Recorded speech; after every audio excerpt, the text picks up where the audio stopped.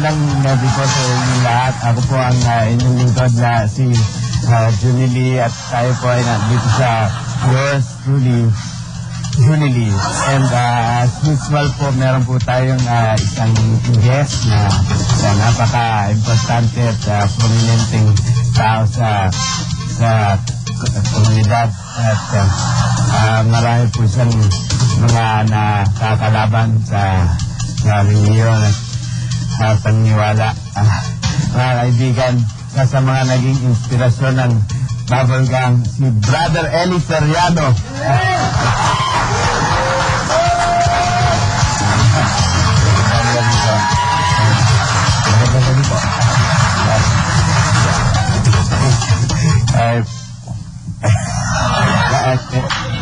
Kayo talagang para sa akin the best. Kasi yung pangalan niyo pa lang, yung initials, B-E-S, best. Alam ko. Kayong best para sa akin. Thank you. Lagi yung sinusubaybayan yung TV. Naalala niyo yung dating daan. Kaya po best kayo kasi magaling kayong magsalita sa TV. Pwede nga po kayong tawaging best preacher.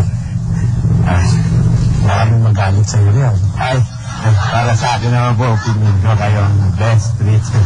Pero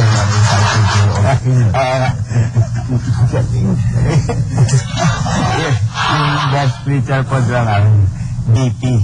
Pwede rin title nyo, pero best, tapos DP kayo. Blood pressure yun.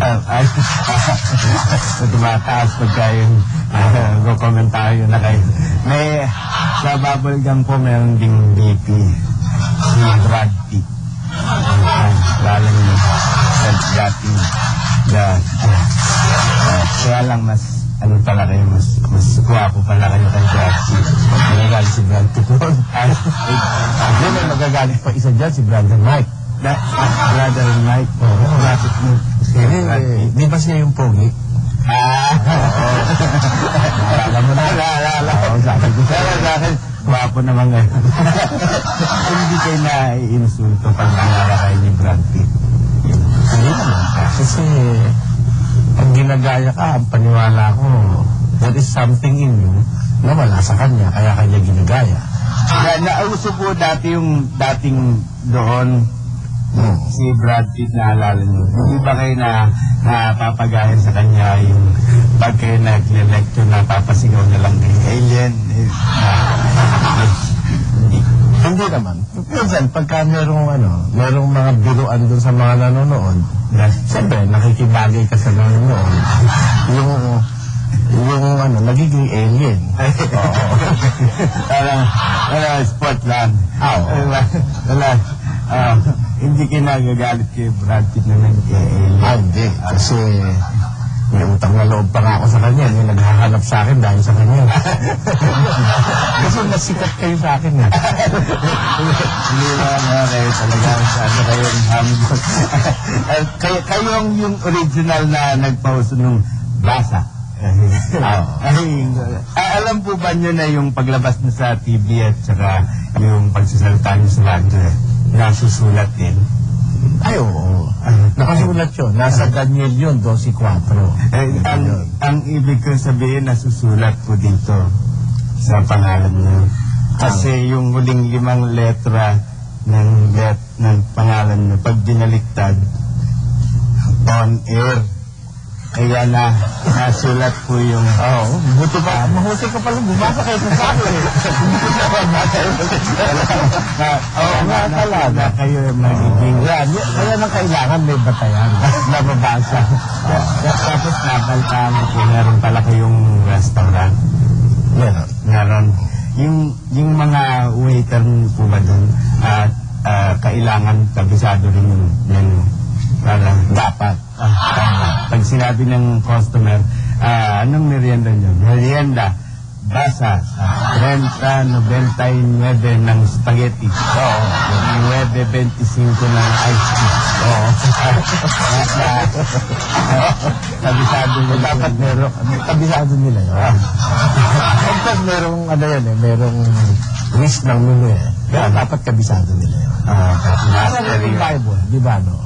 Nakasulat yung Bible. Dapat kabisado mo yung nasa loob para alam mo kung saan ka mangasa.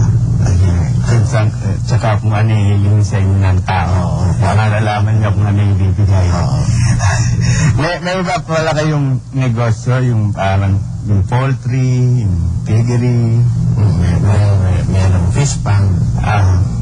patayan mo ng hayop yun. Yung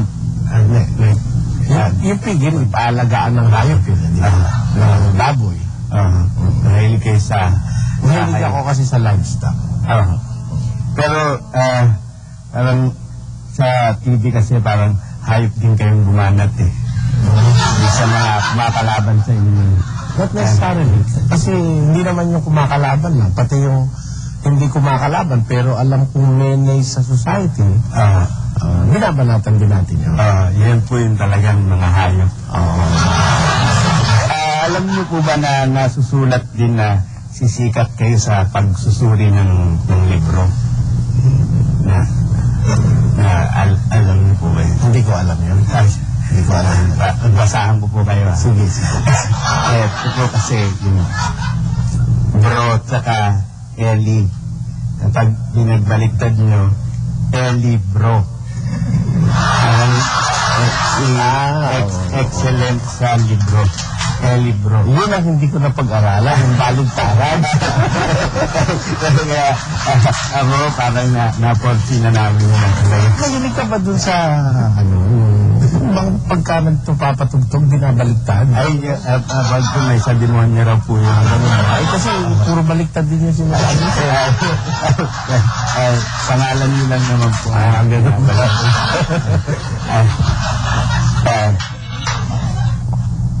Wala na po akong tanong. Maraming salamat. Salamat, sir.